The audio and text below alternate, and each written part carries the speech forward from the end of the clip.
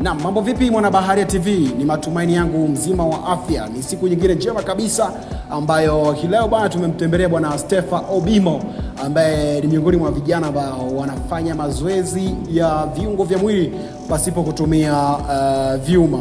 Sasa wewe kama unajiaminisha kwamba vyuma ndivyo ambavyo ni suluhisho pekee la kujenga mwili wako, bwana Obimo yeye anakuambia unajidanganya.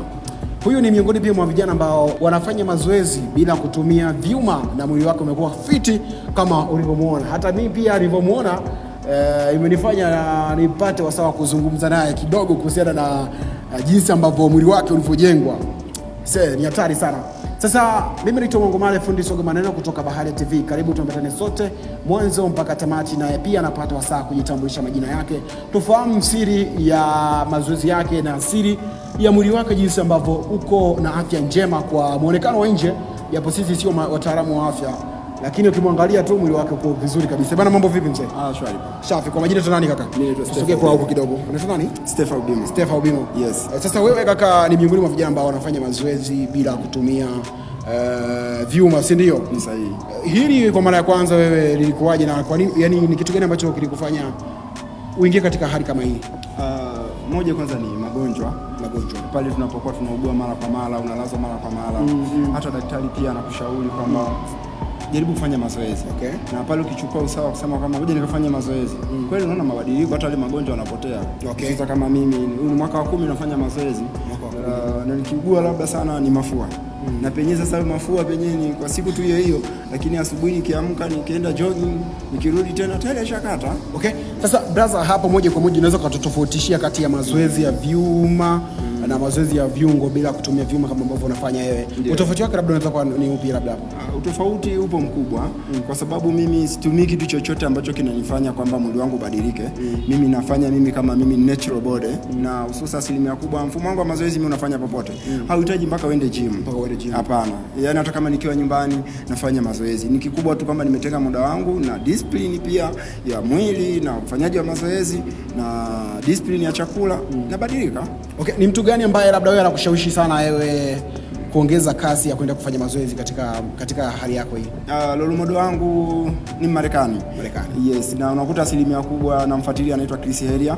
Ni mtu ambaye ananiinspire pia kufika hapa nilipo, na ndo amenifundisha jinsi gani kwamba naweza ningatumia mfumo gani wa chakula na mazoezi ili nikaweza kufika. Hata mimi pia unakuta asilimia kubwa ni wanafunzi, huwa na muda wangu unaingia saa 11 jioni asubuhi, jioni nakuwa naenda kwenye shughuli zangu za kimaisha. Yes. Sasa unakuta asilimia kubwa kila mmoja ni vile tu ambavyo aliamua kwamba okay, huu muda na utenga kwa ajili ya mazoezi, huu muda na utenga kwa ajili ya kazi.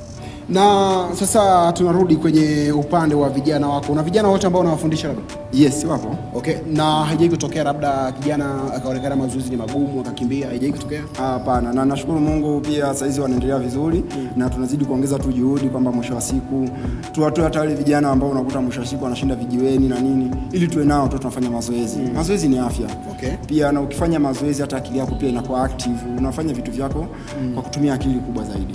Na kwenye kutenga muda wa kufanya mazoezi na kufundisha vijana na mambo ya kishughuli ya kijamii, kiofisi, hili unawezaje kulikabili, yani muda, kwenye swala la muda? Kila kitu ni heshima, na ukishajiwekea kwamba nimetenga muda huu kwa ajili ya kitu fulani, utakuwa na discipline nacho. Okay. Ndio. Na labda tufahamu siri moja kwamba hii inaweza kuwa ni ajira pia, si ndio? Ni sahihi. Okay. Na labda katika maisha yako jinsi ambavyo unaendelea kupambana na hii hali ya kuweka mwili safi na kuonyesha pia jamii, taifa kwa ujumla kwamba hii pia ni ajira, ni kwenye maisha yako hujai kufikiria kwamba upate mdhamini yeyote ambaye au sponsor? Natamani sana kwa sababu mfumo wangu pia mimi wa mazoezi ni tofauti hata na watu wengine.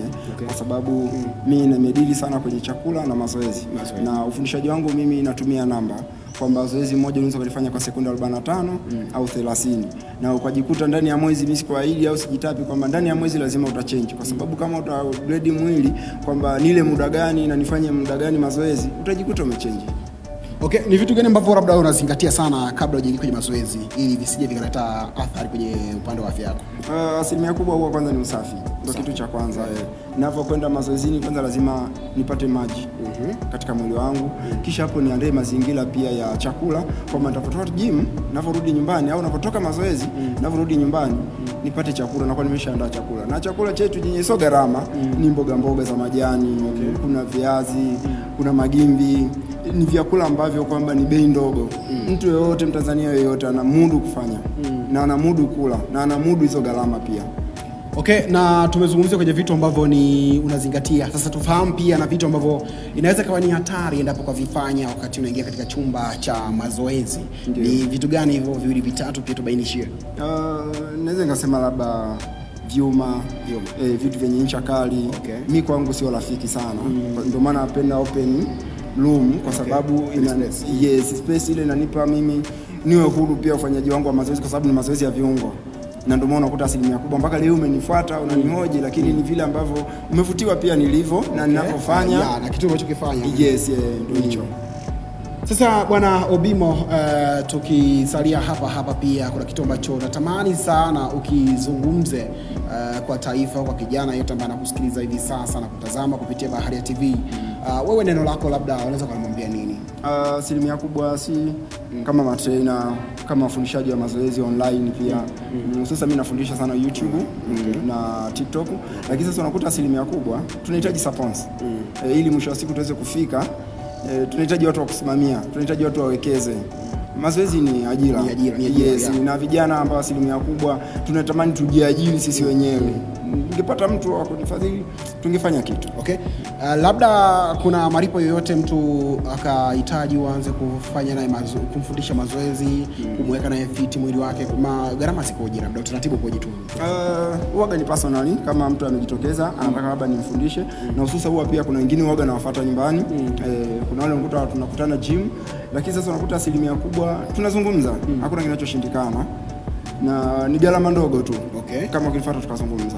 Mnazungumza. Ndio. Kwa mawasiliano wako mzee? Mawasiliano yangu ni 06 23 83 1604. Tunapatikana, tufahamu pia tunapatikana. Mimi napatikana Mbeya. Niko Sai. Na mfumaji wangu wa mazoezi pia asilimia kubwa ni asubuhi, ila kama mtu yule anahitaji kwamba nimfuate nyumbani huwa naenda. Sawa sana bwana Obimo. Na mtazamaji wa Baharia TV, huyo bwana ni Stepha Obimo ambaye alikuwa anazungumza hapa. Ni mwana trainer ambaye anafanya mazoezi pasipo kutumia vyuma.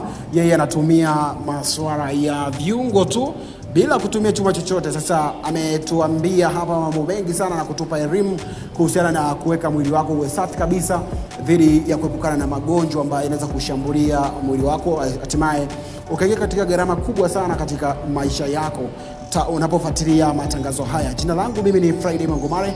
Karibu tuendelee kuambatana sote mwanzo mpaka tamati. Asante sana. Asante kwa kuifuatilia Baharia TV. Usisahau kulike, kusubscribe, kucomment na kushare.